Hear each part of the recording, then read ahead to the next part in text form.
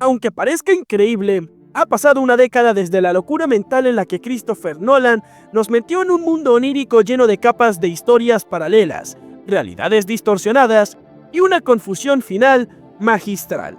Considerada por muchos como la mejor creación del cineasta, que tardó 9 años en hacer realidad, es Origen, uno de esos títulos que debes ver más de una vez para entender la magia del detalle de la trama.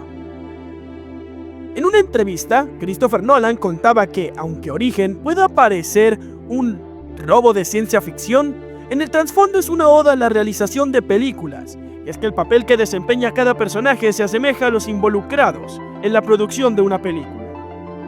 Dom Cobb, Leonardo DiCaprio, es el director, quien controla cómo se desarrolla la historia. Arthur, Joseph Gordon-Levitt, es el productor que gestiona e investiga las misiones, proporcionando los recursos necesarios. Saito, Ken Watanabe, es el ejecutivo del estudio, el hombre que contrata a Cobb y Arthur para la misión o película, y busca asegurarse que todo salga como lo planeó, interferencia del estudio. Por su parte, Ariadne, Ellen Page, es el diseñador de producción, quien diseña los sueños, los sets.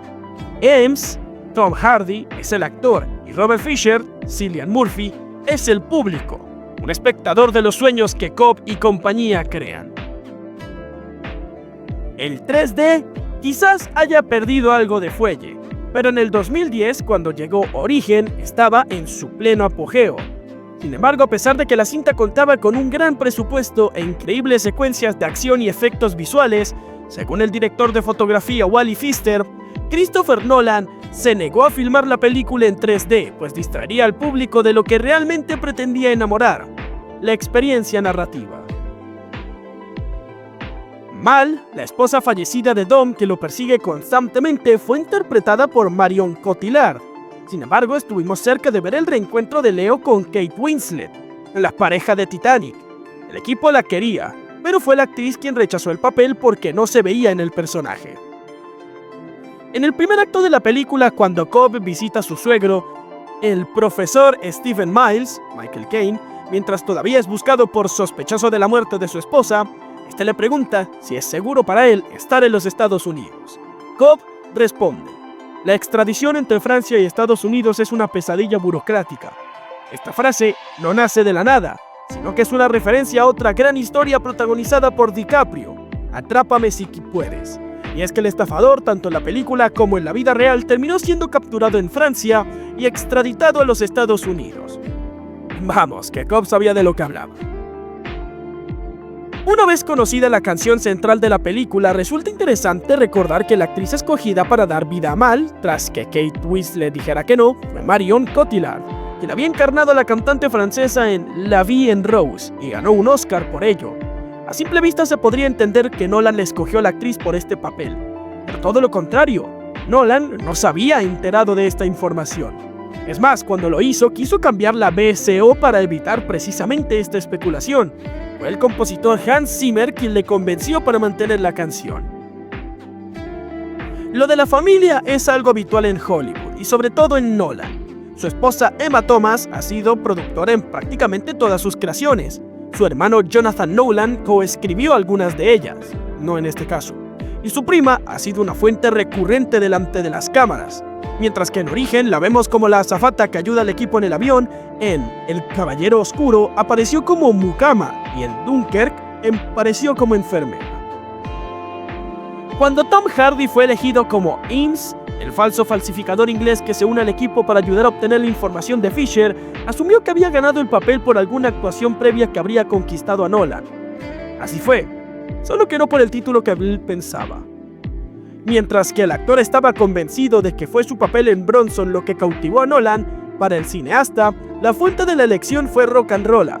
Ambas películas se estrenaron en 2008. Un equívoco que se solucionó cuando el realizador le dijo que ni siquiera había visto la comedia negra. 5, 2, 8, 4, 9, 1. Esta sucesión de números aparece más veces de lo que creemos. Los dígitos aleatorios que Fisher le da al equipo en su mente aparecen con frecuencia en el resto de la película de otras formas.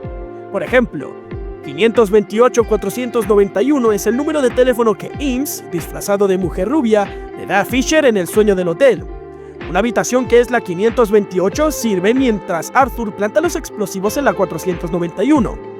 Y sí, es también la combinación de la caja fuerte donde el subconsciente de Fisher esconde sus secretos. No es ningún secreto que Nolan no es un gran amante del CGI. Tampoco es que en los 2000 esta técnica estuviese en su punto álgido. Origen optó por los efectos mecánicos, esos que se realizan durante el rodaje en vivo de la película en prácticamente todos los casos, a excepción de la ciudad que se curva porque sí o sí no había otra forma de crearlo. Así, cosas como las escaleras de Penrose, el pasillo giratorio, la avalancha de montaña y las secuencias de gravedad cero se crearon en el mismo set, con el consecuente mayor trabajo de tomas. Solo el principio de la película necesitó de 500.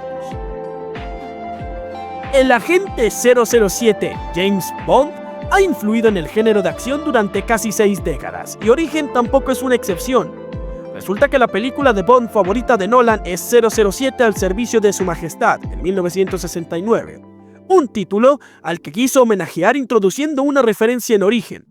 En la cinta, hay una escena de acción memorable en las montañas nevadas de Suiza donde Bond escapa del secuaz de Ernst Stavro Blofeld.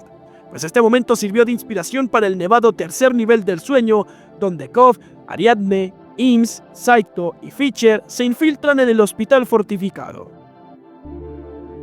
Según datos recogidos, Origen fue descargada 9.72 millones de veces en BitTorrent en 2010, convirtiéndose en la tercera película más pirateada del año. La número 1, bueno, como era de esperar, era Avatar de James Cameron, que lideró con 16.58 millones de descargas, y el segundo lugar fue para Kick-Ass con 11.4 millones. Como en cualquier película, se consideran múltiples actores para cada papel. Por ejemplo, James Franco fue casi elegido como Arthur, pero tuvo que retirarse por conflictos de programación, y 7 actrices fueron consideradas para Ariadne antes de que Ellen Page lo obtuviera. Sin embargo, Nolan solo tenía un nombre claro en su cabeza: Ken Watanabe debía ser Saito. El papel fue escrito específicamente para él, por lo que es muy posible que si el actor no hubiese aceptado, quizás el personaje ni hubiese aparecido. Watanabe ya había trabajado con Nolan en Batman Begins y el director quiso repetir dándole un papel más destacado. Y así nació Saito.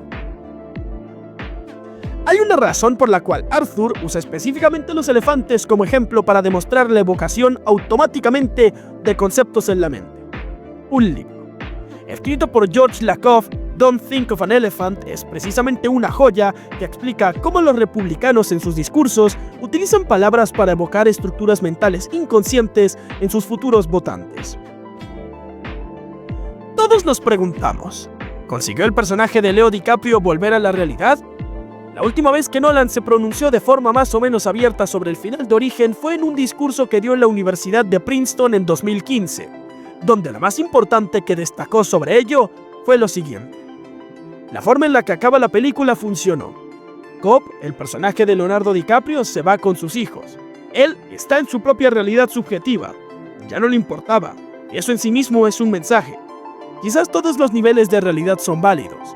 La cámara se mueve sobre el tótem y justo antes de que parezca que se tambalea, cortamos a negro. Eso sí, en 2011 fue algo más claro de cómo se interpretaba el desenlace de la película en una entrevista concedida a Wired. Yo elijo creer que Cobb vuelve con sus hijos porque yo tengo hijos pequeños. La gente con hijos definitivamente lo lee de forma diferente a aquellos que no los tienen. El público aporta mucho a esto. Lo más importante emocionalmente sobre la peonza al final es que Cobb no está mirándola. No le importa. Michael Caine ha asegurado que las escenas donde él sale siempre son en el mundo real. Esto se lo dijo el mismo Christopher Nolan durante la filmación de la película.